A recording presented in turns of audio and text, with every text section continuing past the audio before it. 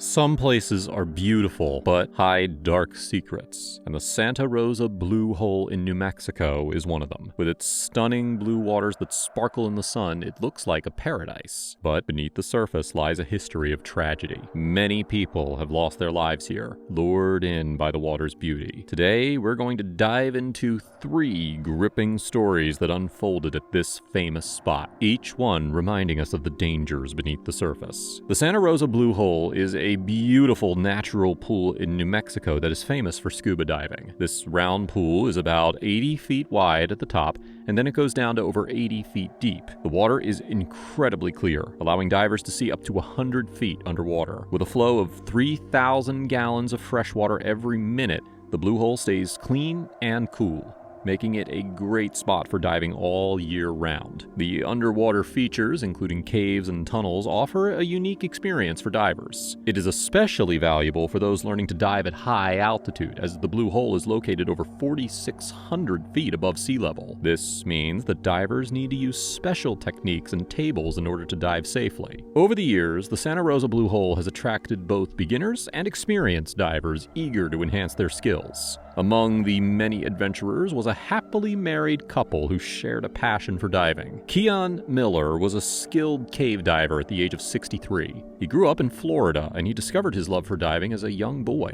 Over the years, he honed his skills and he became very good at scuba diving. He loved exploring the beautiful underwater caves and cherished every moment that he spent in the water, making diving a big part of his life. Keon Miller worked for a company called UCC, meaning Underwater Construction Corporation, which focused on underwater construction projects. In addition to his hands-on work, he was also responsible for training new divers. Keon loved sharing his knowledge and experience with those just starting out. After becoming a certified scuba diving instructor, he dedicated himself to teaching people how to dive. His excitement for the underwater world inspired many students to take up the sport. Well, during one of his scuba diving classes, Keon met Alice, who would eventually become his wife. Their common love for diving created a strong bond between them, allowing them to forge a life centered around this shared passion. Together, they explored the underwater world and cherished their adventures as a couple. Alice became a passionate diver, completing 349 dives. For her 350th dive, she chose the Blue Hole,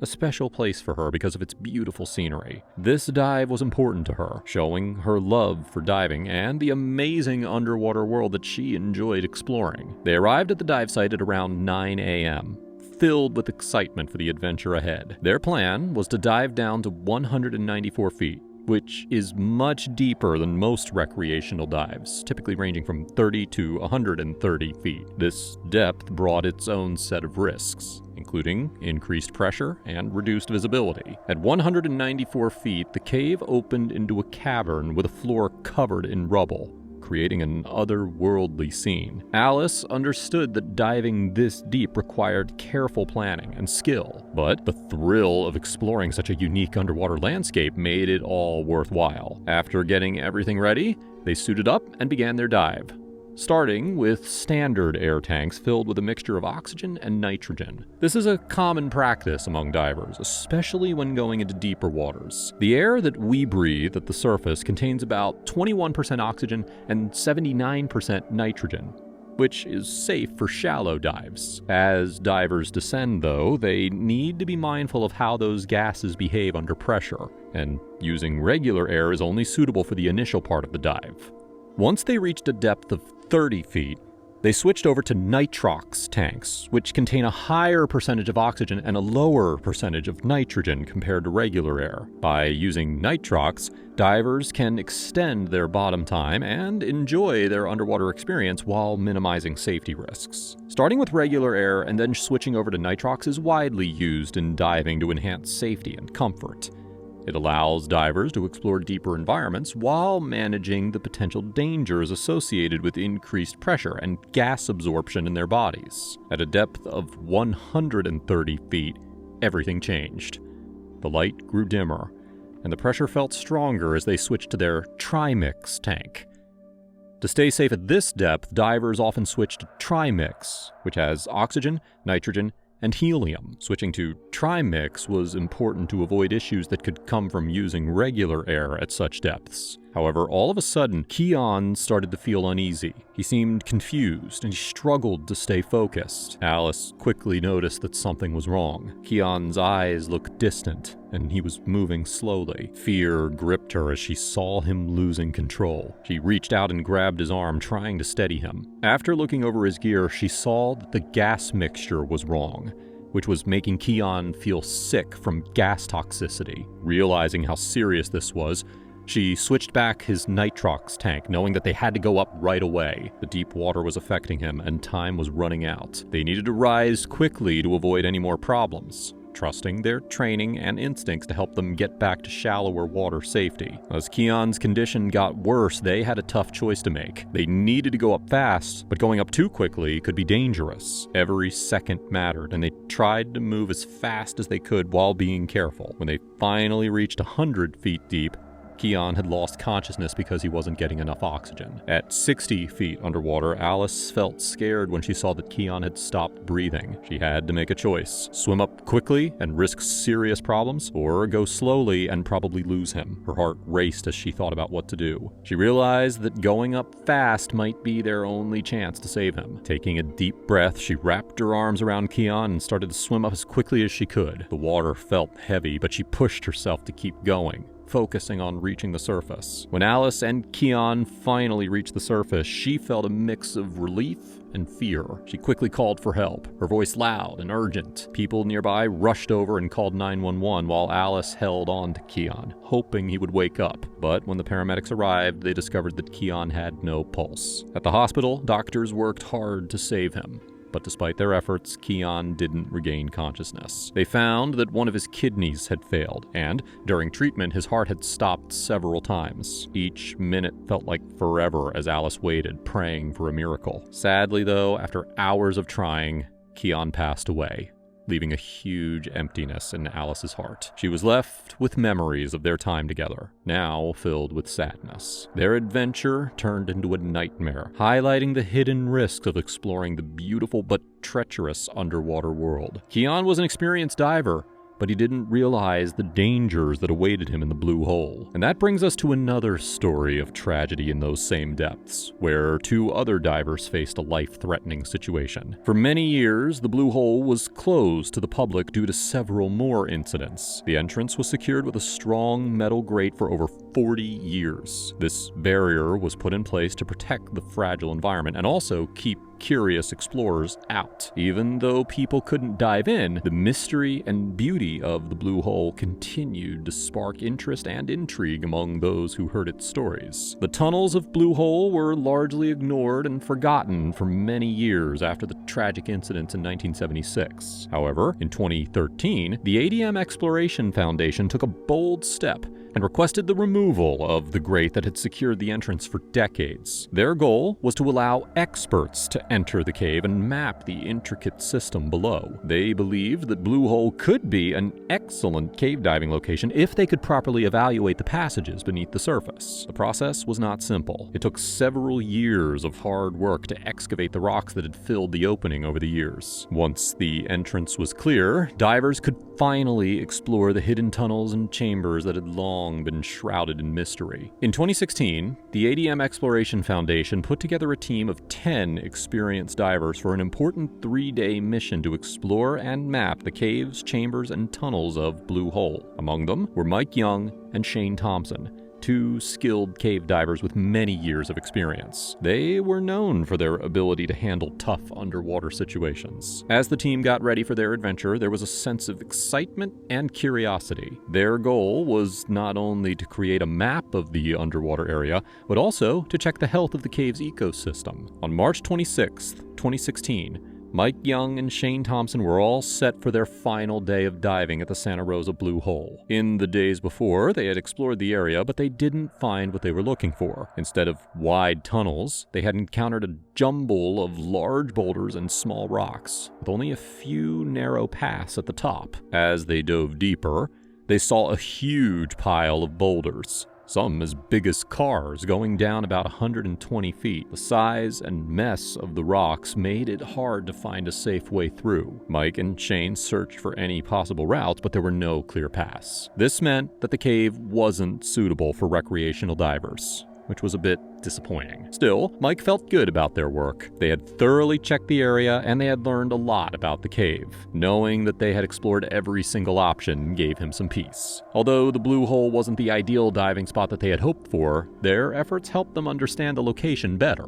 They took careful notes so that future divers would know what to expect. However, they planned to go through a tight passage at 140 feet before descending further to another restriction at 165 feet. Shane had decided not to proceed through the second squeeze, opting instead to wait for Mike in a more open area. He had his camera in hand, eager to document this final exploration of the Blue Hole. Mike was aware that there were 5 additional tight restrictions between the 165-foot squeeze and the endpoint that had been mapped out in the cave. This dive represented a final opportunity for him to search for any overlooked passages and to retrieve his reel, marking the conclusion of their expedition. With a mix of anticipation and resolve, Mike plunged further into the water, ready to embrace the challenges that lay ahead. The cave was a complex network of rocks, and he was determined to explore every last inch one final time. As he navigated the narrow passages, he remained vigilant for any signs of unexplored routes. Mike carefully followed the line that he had set up over the past few days, moving through each tight spot with his side mount tanks. This setup made it easier for him to fit into the narrow spaces of the cave. He had a rebreather type air tank attached under his arms, which provided him with a steady supply of air, all while keeping bubbles to a minimum. This was important because it helped maintain the quiet of the underwater world. As he twisted and pulled his way through the maze of rocks, he appreciated how his gear made the dive safer and more enjoyable. The rebreather allowed him to stay underwater longer and use less air, which was essential for exploring deeper parts of the cave. With this equipment, Mike felt confident as he searched for hidden passages in the Blue Hole, ready to discover what lay beyond the next turn. Shane watched as Mike signaled him to wait, raising his hand before turning to squeeze through the narrow opening. As soon as Mike's fins vanished into the murky depths, Shane felt a rush of excitement. He hadn't planned to follow Mike so soon, but the urge to explore was just too strong to resist. Without a second thought, Shane took a deep breath and he pushed himself through the small hole. The water was thick with silt, making it hard to see anything ahead. He knew that Mike wouldn't expect him to come after him, but nevertheless, curiosity drove him forward. The guidelines twisted and turned along the rough path, leading Shane over big boulders that were the size of cars and down through sharp turns between smaller piles of rocks. He came to a narrow opening that was only about 3 feet wide. The water was getting cloudy, but Shane kept his focus on the line in his hand, knowing that it would guide him to the end. As he got closer to another tight spot, he stopped for a moment. The opening looked small, and he felt a bit nervous. He turned his body to the side and he carefully moved along the rocky walls. But then, he realized that his rebreather was getting stuck on a rock hanging down from the top of the tunnel. Shane paused to think. He needed to find a way to get through without getting stuck. One arm reached ahead while the other rested against the wall. Shane tried to find the right position to get past the rock. When he found himself stuck against the tunnel wall, he gently pulled and tried to turn one way, then the other. However, he pushed against the rocks multiple times and tried to go backwards, but his equipment kept hitting the rocks behind him. He knew that any damage to the rebreather could be dangerous, so he didn't want to force anything. He pulled and he pushed, but soon he began to notice that his breaths were becoming quicker and more shallow. Shane was starting to move more frantically, becoming careless with his equipment. Suddenly, he bumped into Mike. Shane felt a wave of relief to see him, and he told Mike that he was stuck and he needed help. Mike tried similar moves to free him, but after a few minutes of pushing and pulling,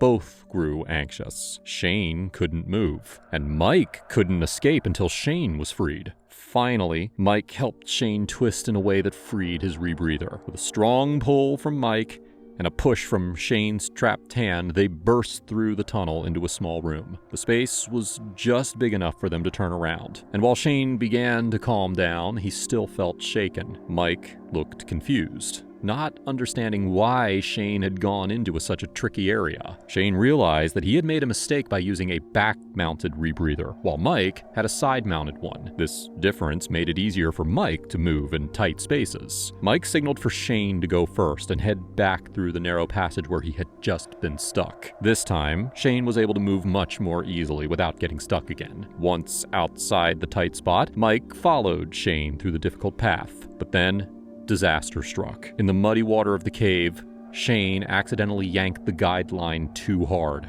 and it slipped out of Mike's hands. Suddenly, Mike was left completely blind in the confusing maze of rocks at the bottom of Blue Hole. Mike felt a wave of panic as he realized that he was lost in a dark place without any way to see where to go. He knew that losing the guideline in a silted cave was a serious problem. A guideline works like a lifeline for divers exploring caves because if they're in an environment where visibility can quickly become zero, it will provide a clear path back to safety, helping divers navigate through complex and often confusing passages. Meanwhile, Shane, unaware of the trouble that he had caused, kept moving forward. Both of them were now separated, each facing their own challenges in the dark, twisting paths of the cave. Time was running out, and both needed to find a way to reconnect and get out safely before things got worse. However, on the other side, Shane had followed the guideline through the cave, but he had to squeeze through a tight spot. As he moved, all of a sudden, the line got tangled around his legs. And when he freed himself, he lost the line. He felt stuck around the rocks, but only found small holes that were too tight to fit through, and he realized that he was trapped. Mike looked through the hole and he saw Shane. He tried to get around the rocks to help, but the spaces were too small for him. He dropped down and he grabbed Shane by the shoulder, turning him to face him. In a hurry, Shane swam under Mike to get away, but he soon realized it was a mistake. The passage narrowed, trapping him against Mike. Desperate to escape, he kicked hard toward the guideline, but his wild movements only made things worse. Shane had gotten stuck in a tight spot that was not meant for a diver in his tank. Surrounded by walls, he thrashed in the murky water, unsure of where he was, or if Mike could find him. At the same time, Mike was trying to squeeze through a narrow opening when the guideline had slipped from his hand, vanishing into the silt. He reached around, but he found nothing.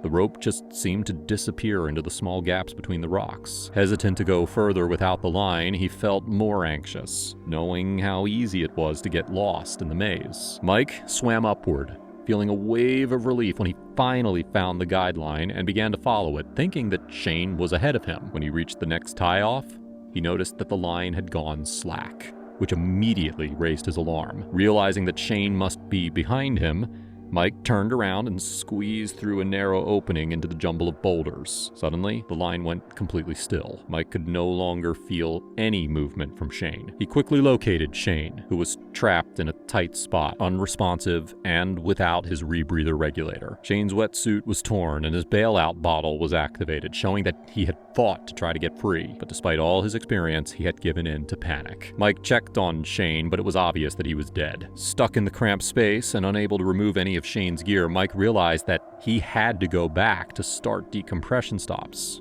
and also to report the tragic incident, fully aware of the serious implications of what had happened. After spending hours decompressing and warming up, Mike was finally able to explain what had happened, as he was the only diver who had gone past the 140-foot depth limit. He also had the unfortunate task of recovering Shane's body. The next day, footage from a GoPro backed up Mike's story and showed Shane's last moments. After they got unstuck,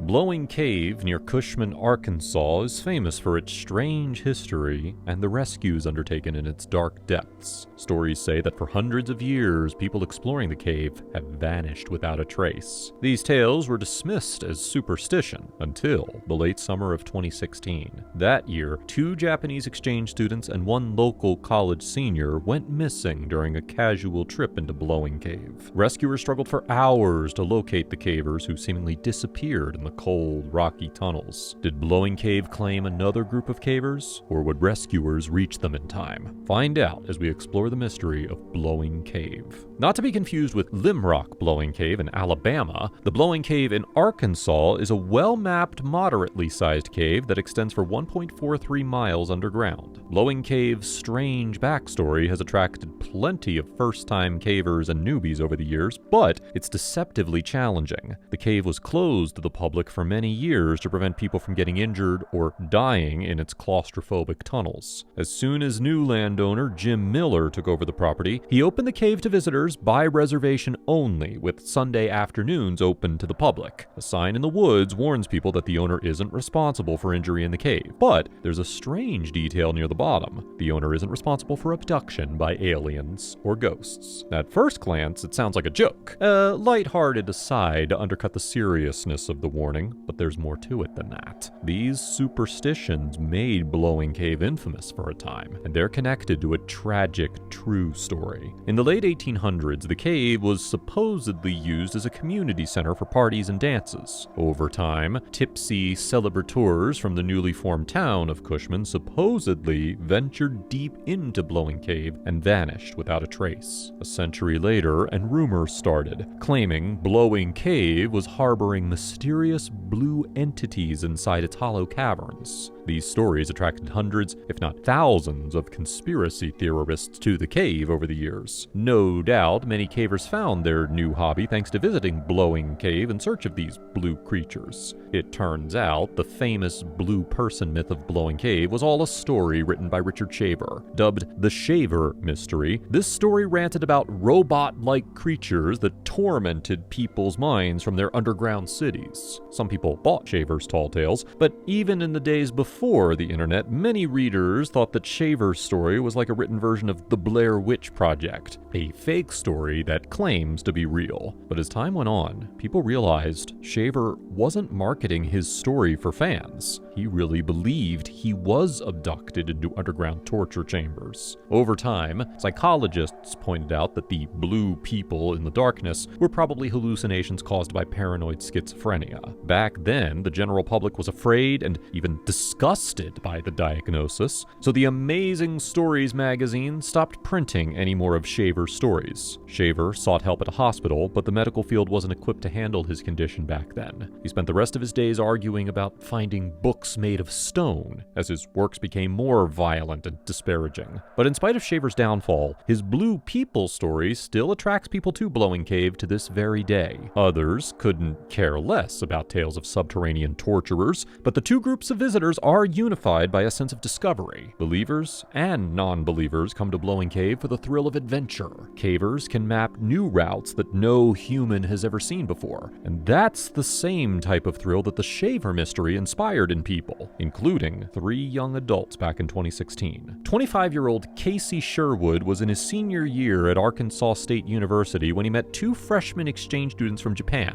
Daisuke Tagagi and Daiki Aito were both exchange students eager to explore Blowing Cave. Japan has a vibrant caving community, with multiple nationwide groups and many smaller teams spread across its multiple islands. The group made preparations for their trip. Sometimes adventurous people like them get the itch to go caving. They might research some gear and maybe a few tips and tricks, but many explorers want to strike while the iron is hot. They don't want to save up money to get fully suited in professional caving gear. Driven by impulse, they grab what they can and descend into darkness. For college students in the US, it could be hard to afford milk and sandwiches, let alone quality gear for hobbies. But this isn't any old hobby. Caving gear can be single-handedly responsible for your death or your survival. The 3 grabbed headlamps and athletic backpacks, and they thought these tools would be the only gear they needed. They weren't totally wrong. These basic tools could get them about a mile into the cave. That's a good distance for any beginner, but past that point, Blowing Cave gets serious. Dressed in regular clothes, close, the three-man team drove down a narrow dirt road through the Arkansas wilderness. Eventually, they reached a few parking spots. From there, they hiked roughly a quarter-mile along a trail, past a beat-up portable outhouse and chairs that faced a fast-flowing, shallow stream of water that barreled across the rocks. Blowing Cave's entrance is a dome-shaped hole in a rock face towering above the ground. The ceiling is draped in moss as the roof curves down to a thin opening into the rest of the cave. The three were bogged down by thick mud just a few feet beyond the entrance. The cave has high moisture content and lots of silt and mud, which could easily cause cavers to slip and fall or get stuck crawling through its winding tunnels. The mud would slow the team down, but they kept trudging through the sludge. Eventually, they reached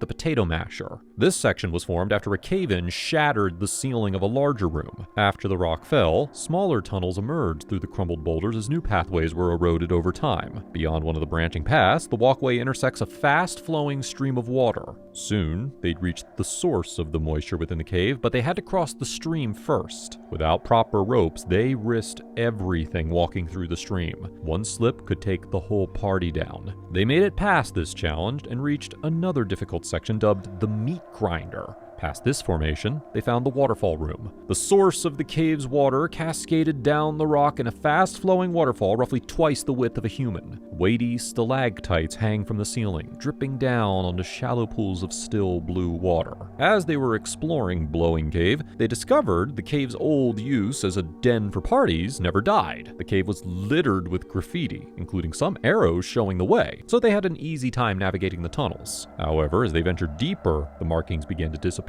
Fewer and fewer people had progressed this far, until eventually there were no more signatures or pictures, just muddied stone. On the way out, the markings popped up again, but not as constant as before. The exit path was taking a lot longer than it should have, and the passages weren't looking familiar. The whole way out, a thought had been creeping up in the back of Casey's mind, and now, with the walls bare and the twisting passages of craggy rock stretched out before them, he finally had to admit it. They were lost. Trying to keep a calm face to avoid panicking his friends, Casey gave them the bad news. They asked him what to do, and he made the call to stay still and wait. They all shared a moment of panic, but they agreed to the plan. Even though they were underprepared, Casey effectively had a fourth caver outside at his house, his wife Catherine. By nightfall, the trio hadn't contacted her yet. She sat waiting nervously. As the night grew later, she had to admit to herself the same grim reality Casey was struggling with, except she didn't know if they were even still alive. She finally picked up the phone and called emergency services. The Arkansas University Police Department contacted the county sheriff and firefighters, who also got in touch with volunteer rescue cavers. Groups of rescuers made it to the cave around 2 a.m. Expert cavers from nearby colleges also pitched in to help locate the missing students. Meanwhile, in the cold, rocky tunnels of the cave, Casey, Daisuke, and Daiki formed a plan. While the young men executed their plan, the rescue operation began. Teams began exploring designated routes inside the cave with extra lights, some first aid gear, and communication tools. They were tasked with getting intelligence on what might have happened, so rescuers could figure out what to do next. These teams kept exploring as more rescuers arrived, but they couldn't turn up any details. It really looked like the 3 college students had vanished. More people fanned out along the cave's tunnels to sweep for any signs of the lost cavers. Time kept ticking away. Back home, Catherine might have been losing it with fear, sobbing as rescuers told her the grim odds her husband faced. Minutes turned to hours, and eventually rescuers noted that the 3 had been missing for over a day. They said when people have been missing for over 24 hours, it's unlikely they'll be found alive. Catherine knew they weren't pro-cavers. They didn't have top-quality gear, experience, or even enough food and other supplies. The rescue mission was turning into a search for their bodies. Inside the cave, the group went into survival mode. They sat in a triangle with their backs together for warmth. They also tried to pull their arms inside their shirts, not knowing that strategy could have made their situation worse. The mud started to get cold, sapping their body heat. Dirt and soil easily releases heat into the air. That's why survivalists use leaves to create a barrier against the ground. Mud isn't like clothing that's designed to hold on to heat, but since they decided to stay put, they couldn't reach the water. Even if they did, as nightfall brought colder temperatures, the water could have accelerated hypothermia. To offset the heat loss from the mud, they pulled their shirts over their heads to trap their breath in their shirts. That was a smart move to stay warm, but in a cave, that technique could also be deadly. Some caves have very poor airflow. Stagnant air causes carbon dioxide levels to rise as people exhale. These pockets of foul air can linger in caves for a long time and trap unsuspecting cavers. Carbon dioxide is colorless and odorless, and usually people don't realize they're experiencing CO2 poisoning until it's too late. They would get headaches, their breath would get faster, and eventually they'd pass out. With their shirts over their heads, they'd be getting even less oxygen than normal. Their muddy shirts could act like cement bags over their heads, suffocating them to death.